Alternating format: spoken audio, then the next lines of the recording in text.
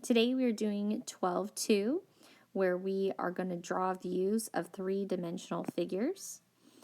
There are two types of views that we're going to look at. First, we have the isometric, and that shows the corner view of a three-dimensional object. So you're kind of looking at it from the corner, and you would see something like this, where you couldn't see the back side or one of the maybe I guess the right side you wouldn't be able to see.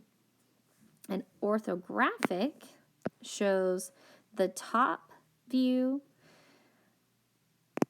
the front view, and the right side view of a three-dimensional object. So here you can see the top. These would be the top of the object. You can see the front view, so you see all this. And then you'd be able to see also the right side.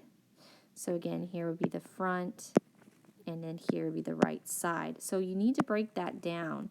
And this is where it's just really visual. And I'll admit, this is a little hard for me. So it's kind of just something you have to see and practice and do. But if you're trying to find the front view of this object, with taking away its three dimension, you have three boxes, I'm going to say, or three squares for the front. That's where these three come into play.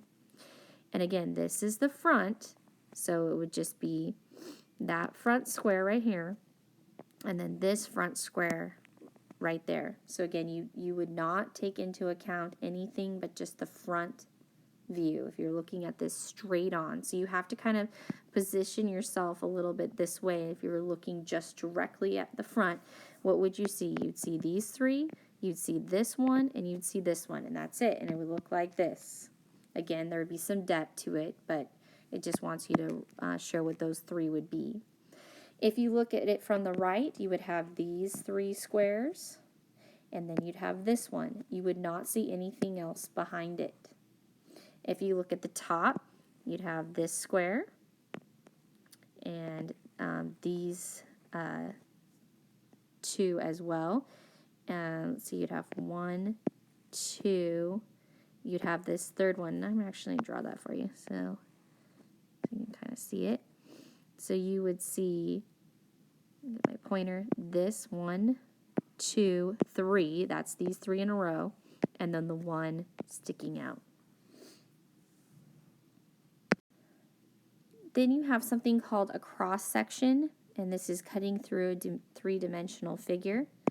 So here I have a sphere. If you were to slice this in half with like a sword or with a knife, like say it's an orange and you're going to cut it in half, you'd have a circle in here. If you were going to cut a can in half or a cylinder, you would again have a circle here. If you were to cut off the bottom of the ice cream cone, again you'd have a circle. But when you look here, change it up on you a little bit.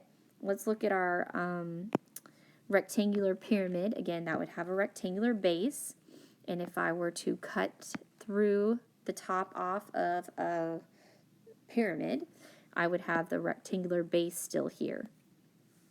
Triangle prism. The triangle is the base. So again, if I were to cut through this, I would just literally have the triangle. Like, I think of this as like a piece of cheese. You know, if you cut it in half, you're going to have the same thing. It's just a triangle.